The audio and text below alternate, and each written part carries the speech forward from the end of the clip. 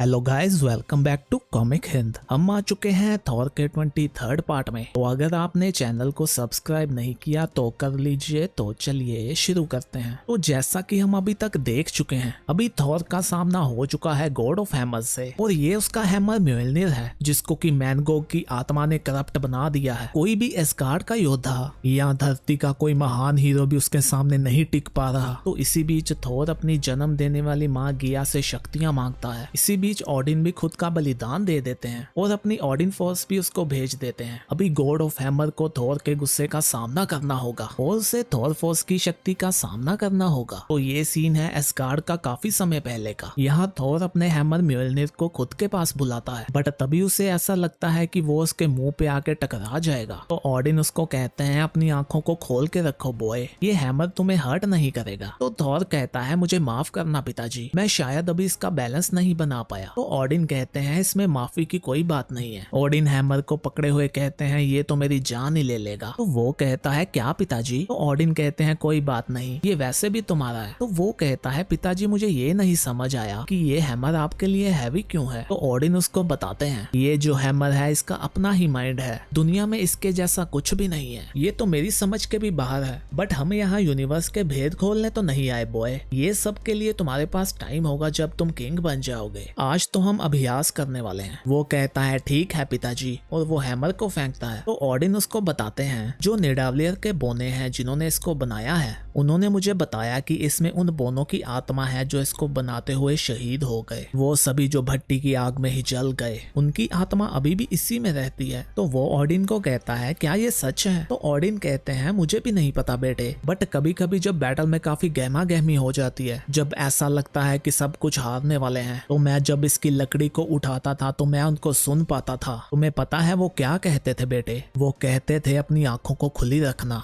बहुत बढ़िया, इस बार तुमने हैमर को अच्छे से पकड़ा, मुझे पता था तुम्हें ये कर लोगे। बट तभी थॉर थोड़ा सा निराश हो जाता है। तो ओडिन उसको कहते हैं क्या हुआ? तो वो कहता है मेरे साथ भी ये होने वाला है क्या मेरे खत्म होने के बाद मेरी आत्मा का भी यही होगा? तो ओडिन कहते हैं बेटे तुम्हें उसकी चिंता नहीं होनी चाहिए, वो लाला के बड़े बड़े हॉल में तुम्हारी जगह है, बट जब भी ऐसा होना होगा तो आसमान के सभी स्टार ठंडे और शांत हो जाएंगे। तो वो कहता है और आप पिताजी? तो ओडिन कहते हैं मेरे बारे में क्या? तो वो कहता है क्या आप भी मर सकते हो? तो ओडिन कहते हैं नहीं बेटे, हम में से कोई भी नहीं होने वाला। डेथ के बाद मैं वो बन जाऊंगा जो मैं हमेशा से हूँ, एक लेजेंड। तो यहाँ हम अभी के टाइम में पहुंच चुके हैं। यहाँ थॉर और गॉड ऑफ हैमर के बीच में लड़ाई चालू है। तो यहाँ हैमर उसको कहती है मुझे लगता है मैंने तुम्हारी दुखती रग को छेड़ दिया, तुम हमेशा से अपने डैडी के बॉय रहे हो ना, जब से वो बूढ़ा आदमी है। तो थॉर कहता है उनका नाम ओडिन है, और वो अपनी स्वॉर्ड से हमला करता है तो वो टूट जाती है। तो यहाँ वो अपने कौओं के माध्यम से सिफ से कहता है मुझे एक वेपन चाहिए, तुम्हें हथियार घर में जाना होगा। तो सिफ उसको कहती है तुमने पहले ही बहुत ओडिन फोर्स का यूज किया है, तुम रुके नहीं तो तुम ऑल स्लीप में चले जाओगे, तो मैं भी तुम्हें बचा नहीं पाऊंगी। तो वो कहता है सिर्फ मैं तुम्हें तुम्हारी स्वॉर्ड से हटाता हूँ। तो वो कहती है ठीक है, और वो स्वॉर्ड को नीचे पटकती है। तो यहाँ हम देखते हैं कि वो स्वॉर्ड थॉर के हाथों में पहुंच जाती है। वो कहता है थैंक यू सिफ, काम होने के बाद मैं इसे लौटा दूंगा। वो बाइफ्रॉस्ट को बुलाता है जो कि गॉड ऑफ हैमर के आसपास लिपट जाता है। तो हैमर थॉर को कहती है तुम लाइटनिंग को कैद नहीं कर पाओगे। तो वो कहता है ऐसा है क्या? मुझे पता है तुम बहुत ही शक्तिशाली हो,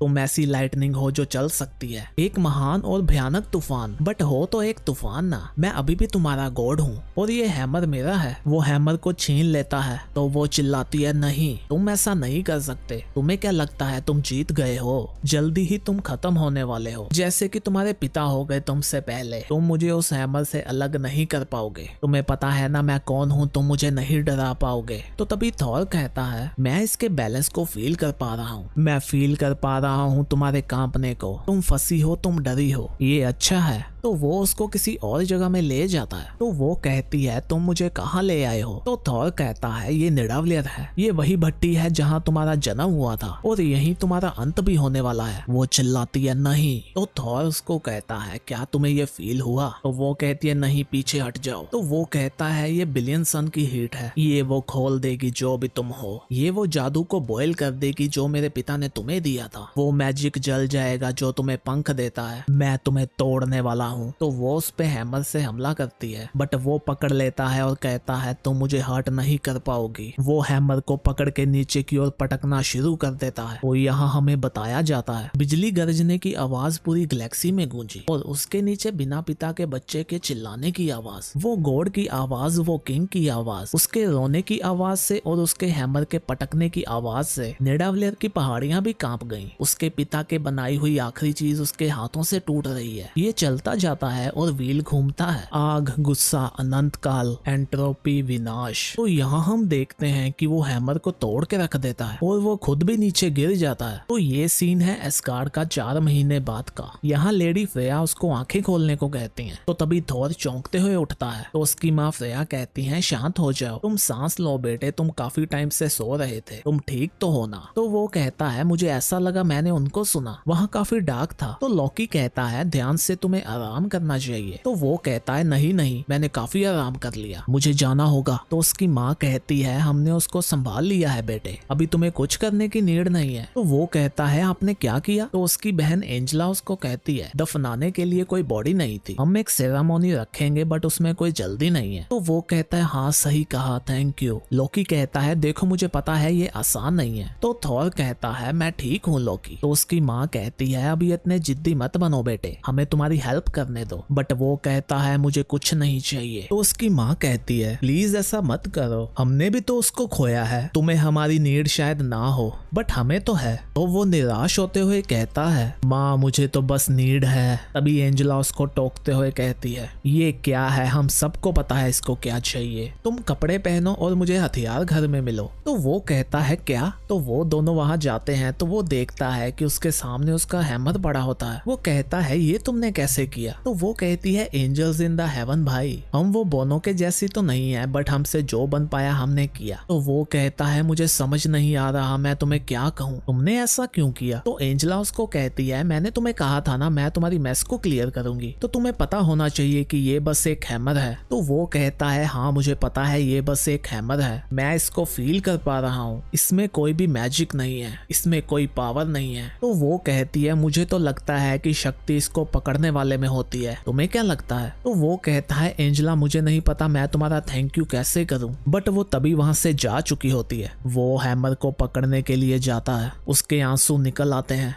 वो घुटनों के बल बैठता है। वो अपने हाथों को जोड़ते हुए कहता है पिताजी मुझे पता है आप मेरी प्रेयर को सुनोगे, मैं बहुत ही खोया हुआ हूँ, मुझे नहीं पता आपका दिखाया हुआ रास्ता मैं कैसे देखूं। तो तभी उसे आवाज आती है तुम अपनी आंखों को खुली रखना बॉय, जो किंग होता है वो घुटनों के बल बैठ के राज नहीं कर पाता। तो वो हैरान होते हुए कहता है पिताजी। तो गाइस इसी के साथ ये पार्ट खत्म होता है। जो नेक्स्ट वाला आएगा उसकी ऑफिशियल डेट 27 अप्रैल है और वो वाला इशू काफी बड़ा होने वाला है। तो उसको देखने के लिए चैनल को सब्सक्राइब कर लीजिए, वीडियो को लाइक कीजिए, शेयर कीजिए। हम भी मिलते हैं नेक्स्ट वीडियो में, तब तक के लिए बाय बाय।